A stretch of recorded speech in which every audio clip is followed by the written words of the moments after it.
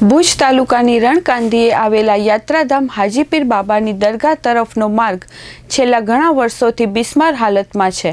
સરહદને જોડતા મહત્વના આ માર્ગનું નવીનીકરણ હાથ ધરાય તે માટે સ્થાનિક ગ્રામજનો દ્વારા અનેક રજૂઆતોના અંતે આજે નરા ફાટક નજીક ચક્કાજામનું આગોતરું એલાન આપ્યું હતું, જે અંગે રસ્તા પર ઉતરેલા ગ્રામજનોને પોલીસના અધિકારીઓએ ચક્કાજામ ના કરવા સમજાવટ કરી હતી।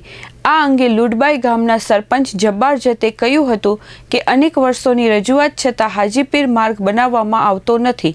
આ પહેલા 16 કિલોમીટર માર્ગ બન્યો, ત્યારબાદનો માર્ગ ખાનગી એજન્સીએ અધૂરો છોડી મૂક્યો છે, જે અંગે સપ્તાહ પૂર્વે ભુજ કલેક્ટર કચેરીએ ગ્રામજનો સાથે લેખિત રજૂઆત કરી સપ્તાહમાં કામ અંગે નિર્ણય જાહેર કરવા તંત્રને અલ્ટિમેટમ આપ્યું હતું, પરંતુ તંત્રનો કોઈ જ પ્રતિસાદ ન મળતા આજે નરા ફાટક પાસે જાહેરાત મુજબ ભારે વાહનો અટકાવવામાં આવ્યા હતા અને 1.5 કલાક જેટલા સમય સુધી ગ્રામજનો દ્વારા માર્ગ બંધ રખાયો હતો।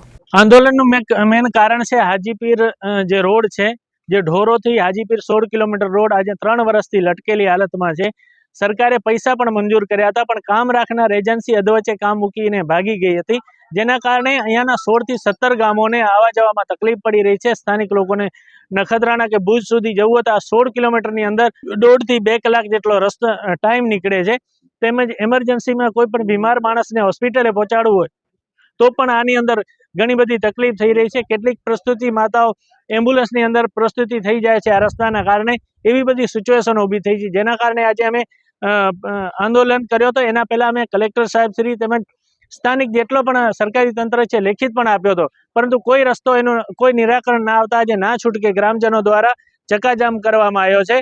અને આવનાર દિવસોની અંદર પણ જો અમારો પ્રશ્ન હલ નહીં થશે તો આવનાર દિવસોની અંદર પણ અમે વધુમાં વધુ પ્રોગ્રામ આપીને અમારો રોડનું કામ તુરંત થાય એવી માંગણી છે મારી।